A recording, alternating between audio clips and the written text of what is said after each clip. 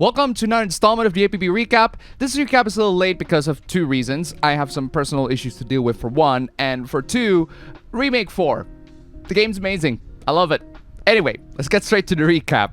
Game journalists, or journalists in general, have been rather well known to have zero knowledge about video games, and you'd think that the floor isn't low enough, but ladies and gentlemen, this person over here managed to break a new low in terms of their lack of gaming knowledge. This person had to be in a special kind of cave to dig this low. There's an upcoming movie called Tetris, which is a documentary about how the game is made, starring Taron Egerton, who played Eggsy in the Kingsman movies. Apparently, according to this journalist, this movie is really sensational and gripping and nail-biting, and all that positive buzzwords.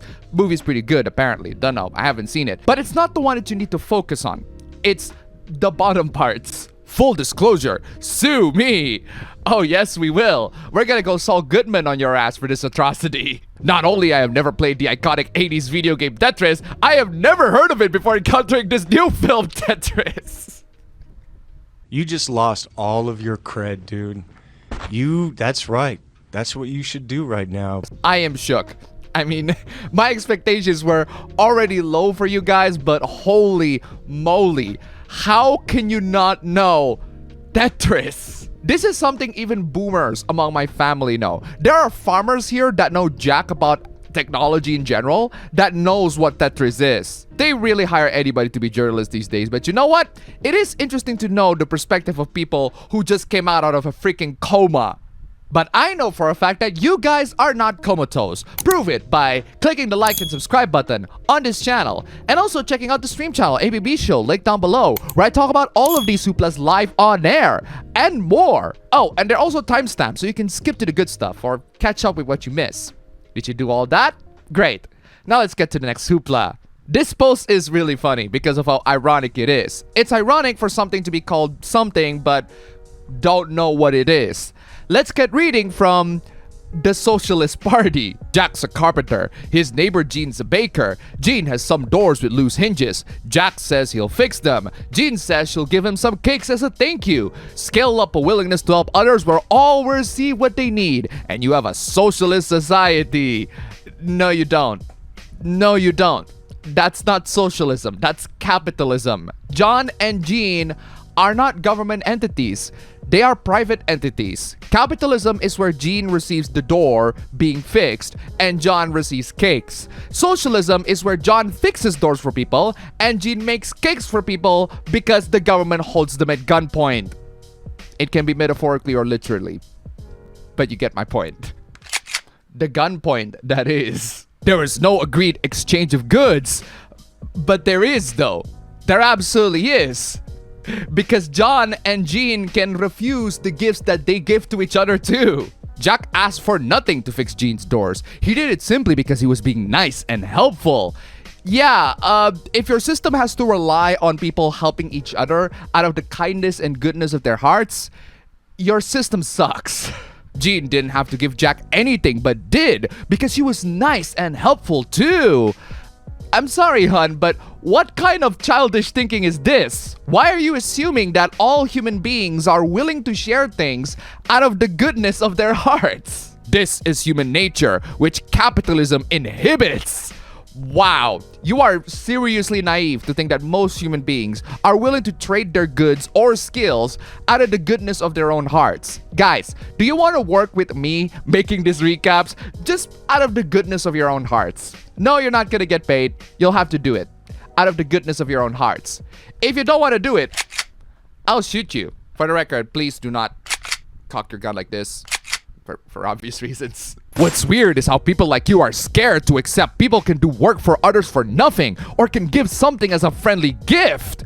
No, we're not scared on accepting the fact that people can do work for others for nothing or that they can give something as a friendly gift. Can something like that happen to people? Yes, but not on a larger scale because that would imply that most people are capable of being good friends with everyone. Considering how there are a lot of people in this world who are introverts that don't have a lot of friends, they aren't just gonna give their skills to most people for free. And even if most people are extroverts, I want to ask you this.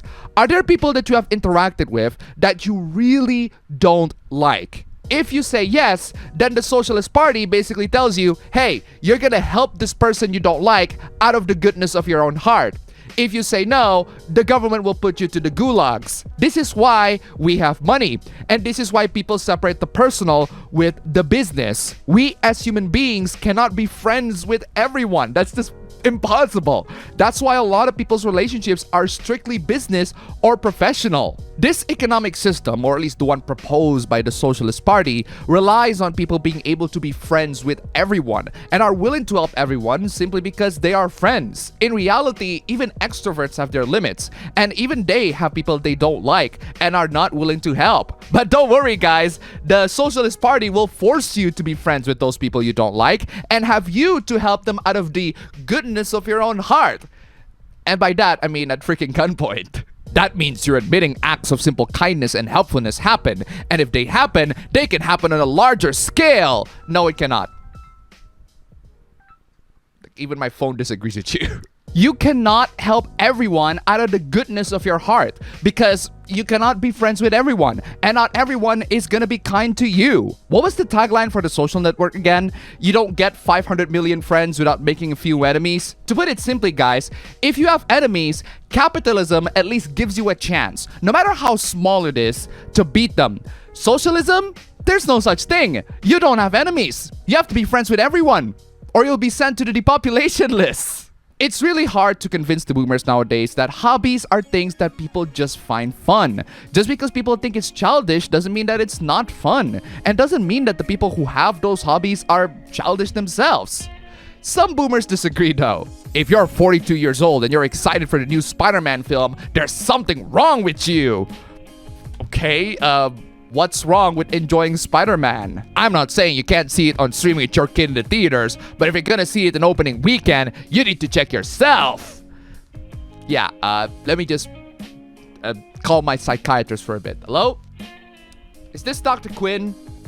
Yeah, apparently I need to check myself out because I'm excited with the new Spider-Man movie. You too? Then, shouldn't you check yourself too and see what's wrong with you? I mean, someone online told me that it's wrong to get excited with the new Spider-Man movie because I'm an adult. I guess. And that's why conservatives lost the pop culture to the left, disregarded as kids stuff. Yeah, I mean, seriously. I don't understand why people from both the left and the right have this really weird tendency of unpersoning someone because of some arbitrary thing. In this case, you're no longer an adult because you watched Spider-Man or, I don't know, Sonic the Hedgehog. People in their 40s are supposed to have teenage children, not gonna see movies about teenage superheroes. Oh, golly gee. God forbid that middle-aged people want to be entertained by silly movies. Pop culture is for 12 to 35-year-olds. Okay? And go to any marketing meeting and you'll find out that this shit is literally not made for you if you're in your 40s. Yeah, and My Little Pony wasn't made for middle-aged men either, and yet here we are. Just because the marketing guys said the stuff isn't made for you doesn't mean that you cannot enjoy it. Again, to all the boomers out there who think that all of these hobbies are childish stuff, you're not winning people by shaming us. Shaming us for completely dumb and arbitrary reasons is why a lot of people left the other side to join your side. But I guess this is one of those times where the only best way to deal with this is just to stay dead center and not align ourselves to any political leanings. If these political pundits are starting to attack your hobbies, I think you should stop siding with the pundits and start taking your own side.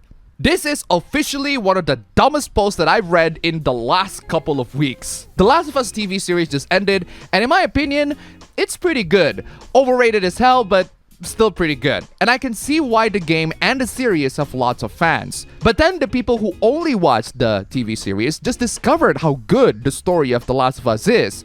And some are blaming us, the gamers, for gatekeeping them. Dear gamers, I have a bone to pick with you. Okay? Catch? Why did you tell us that games have incredible plots and character development? We did. You just don't believe it. This whole time I've been thinking you're playing Mario Kart. Yeah, because You thought we're only playing Mario Kart. You never asked. Now, as I watch The Last of Us show, I'm realizing that you've been gatekeeping some of the best stories in modern history. Okay, the best stories in modern history, that's quite the stretch. But to say that we've been gatekeeping some of the best stories in modern history is just dishonest. We told you many times. You just don't believe it. What should we play? We'll do whatever you tell us. Okay, then start with Telltale's Walking Dead. That's an infinitely better game with an infinitely better story with 3 sequels that are not as good, but at least much better than The Last of Us Part 2. I already said this in my last couple of videos.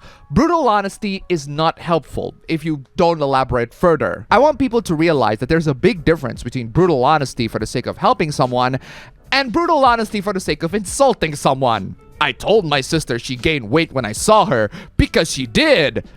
Okay, you go tell her, I guess. I mean, it's very insulting to say to her, and she's gonna smack you in the face for that, but being fat is, objectively speaking, not healthy. And if you are fat, the least you can do is acknowledge that it isn't healthy. But here's the thing, guys. If I am on his sister's position, the best thing for me to say to him is to acknowledge that and either say, I'll try to lose them, or I'm fine with it. It's best if you tell me that you are fine with your weight because that shows confidence, and confidence is good. On the other hand, if you tell me that being fat is healthy, that's just factually wrong. That shows insecurity, and you're just inhaling copium at that point. Do I care about hurting her feelings? Yes, but not as much as I love her. Now, this person over here has an objective, and that objective is to make his sister to lose weight. Do you think that just telling her flat out that she gained weight is gonna help her lose weight? I mean, it might be for someone who can take insults and turn them into something positive. Heck, there are stories of people who got called fat all the time, got bullied for being fat, and because of that, they worked their hard ass off so that they're not fat anymore. So, yeah, it can work, but what if your sister takes that insult as a negative? What if she ends up feeling depressed and feeling resentful to you? You're not accomplishing your objective by that point. You're only making it worse for you and your sister. I mean, seriously, what's your next step after this? Are you seriously going to help her to lose weight, provide some diet plans, workout routines, promote healthy habits, advise her to drink more water? Point is, are you genuinely gonna help her lose weight, or do you just want to judge her and insult her? You failed at the former, but you are successful at the latter. I didn't judge her or laugh at her. Okay, now you just lied to my face. You did judge her. Stop lying. I simply just told her the truth. She needed to hear it. You know, for someone who tries to tell the truth, you are lying to yourselves and not judging her. Just because you told her the truth doesn't mean that she's gonna do anything about it. You have to make her to do something about it if you genuinely want her to lose weight. Otherwise, she's only gonna take that as an insult and feel resentful towards you. It's hard being a leader. You have to be the bad guy most of the time.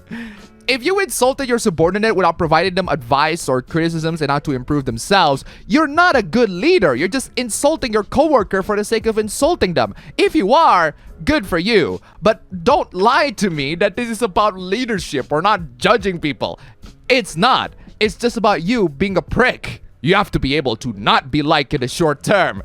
Now, that's true, but there's a difference between insulting your subordinate by uplifting their spirit and insulting your subordinate because you don't like their physique. You have to be able to say uncomfortable things to people because it's what's best for them, even if they don't see it. No, what's best for them is for you to show them how to be better, not to insult them and then just move on like nothing happens. If they keep on being fat, that's on you. Sometimes it's just what people need, the truth. Sometimes, yes, sometimes people do need the truth to be told to them. But my advice to everyone who loves to be brutally honest, be honest to yourselves about your brutal honesty. Do you want to improve someone's livelihood, or do you just want to insult someone for the sake of it with your brutal honesty? Someone who wants to insult others with brutal honesty, but hides it under the guise of criticism, is ironically the biggest liar in the world. This OP calls his sister fat, but makes no effort to help her to not be fat, and he claims that this is something a good leader does. No, this is something a bad leader does. A bad leader merely insults their subordinates. A good leader shows the way to be better and inspire their subordinates to be better. You are not a leader. You're just a judgmental prick. And despite your brutal honesty, you are ironically not being honest about yourself. Just saying, guys, beneath all of those brutal honesties, there is somewhere deep down a really bad liar. Oh wow, it just so happens that we have another example of brutal honesty being not helpful. Am I the asshole for being honest with my daughter regarding her coding ability? Yes! Yes, you are. Let me explain to you why. To put a long story short, the OP's daughter is 9 years old, and she wants to learn coding. She decides to self-taught herself C++ when she's 9! I gotta say, for a 9-year-old, that's freaking nuts. And I say this as a computer major. Recently, she overheard one of his work meetings and learned what code reviews are, and asked the OP to do one code review on her newest game while claiming that Princess Programmer wrote it very well and expects it to be good. Yes, I do cringe at Princess Programmer as well, but give her a break. She's 9 years old, and she's learning programming through C++. That's freaking nuts. That's like if you learn martial arts by literally beating the crap out of people on the streets. She just went straight into the gutter hole of raw programming, and she chose one of the slightly more complex programming languages. The fact that she's able to code a game with that is pretty astonishing. And yet her father just bashes her. He noticed many issues like bad variable naming conventions, code duplications, using if conditions, all of that stuff. He told her that the quality sucked compared to anything that could be production code, and that it would be easier to rewrite than fix it. Well, duh, she's a freaking kid, you asshole! What is your problem, you insensitive asshole? He also told her that she should stop with the outfits and Princess Programmer stuff and maybe try an easier language than C++. This, ladies and gentlemen, is why we have Zoomers with daddy issues. She cried and threw a tantrum. Imagine my shock. His wife is also now upset and says that he should have lied and said her work was good. Here's the thing, you don't even have to lie. You can even indulge in her fantasies to make her understand and add in your criticisms to her in a way that she can understand. Maybe say something like, oh wow, the princess is going to the battle, marching for the code reviews, until she found a dragon and she got beaten by the dragon. Then the princess realizes that her code is not good enough to fight the dragon, and she needs to improve more. Until I, the king, comes in and I will help the princess to train her to become an amazing programmer. Like, seriously.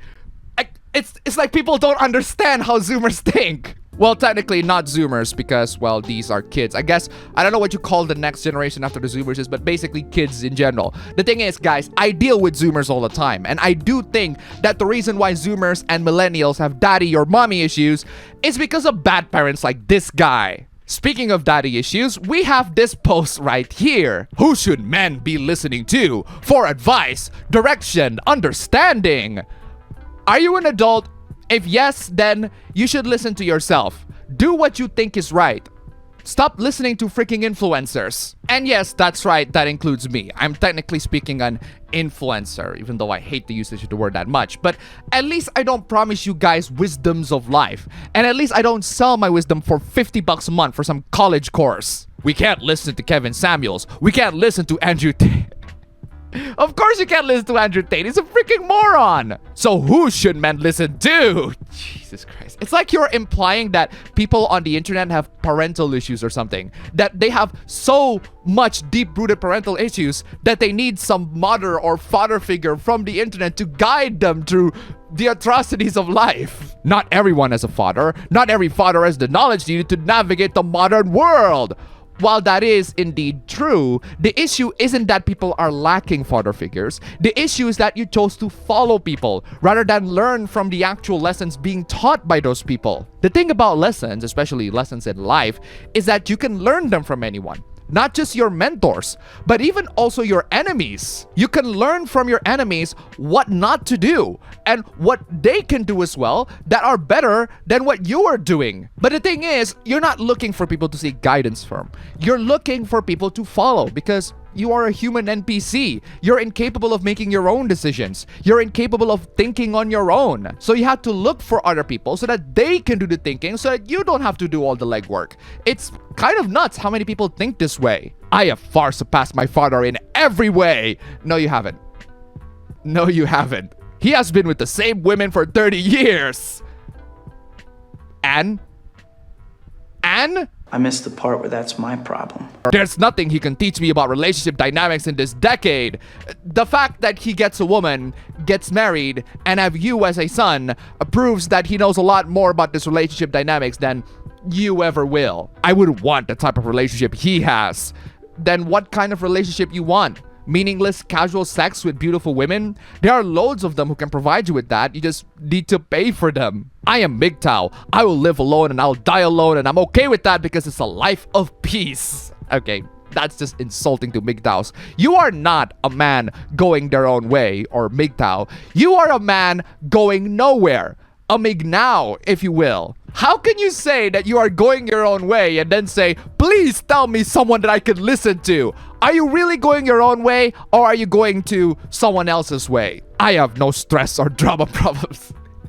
This post you made clearly proves otherwise. So I ask you, who should men like me be listening to change our views?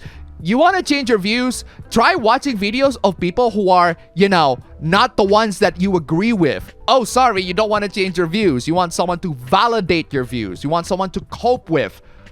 What was that about no stress or drama? I thought you said you want to change your opinions. I'm pretty sure about everything. I don't want a traditional woman. I don't want to be responsible for some fickle creature. Okay, so you want an escort then. Go pay for them. The options are available. People are telling me not to listen to social media grifters, so I'm asking, who should I listen to instead to live the life I want?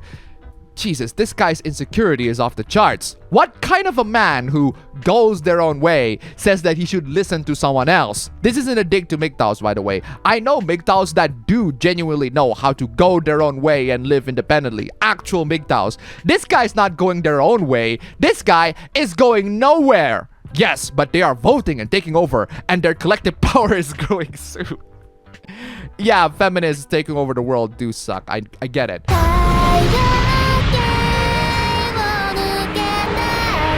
Afghanistan and Iran will be seen as safe spaces for men. Are you mad? Are you mad? Afghanistan and Iran? Safe spaces for men? Are you gonna say Russia and Ukraine are also safe next? Maybe not hate, but they are hard to like. My mother is dead. Oh wow. Now I see where all the female resentment comes from. Can he help me get laid by 8s, 9s, and No. No one can. But a lot of cash might. If social means talking to a woman for hours about meaningless BS, I'll pass. That's too bad because all social interactions are about meaningless BS. This video is nothing but a bunch of meaningless BS. If you want to skip all of that, you better have a lot of money in your bank so that you can get straight to business with the escorts. And that's all for the recap today, guys. Thank you so much for watching, and thank you so much for supporting this channel. If you want to see your names among these awesome people, then check out the links down below where you can donate just $1 in any of these platforms, and you will see your names right there. Thank you so much, and I will see you all next time.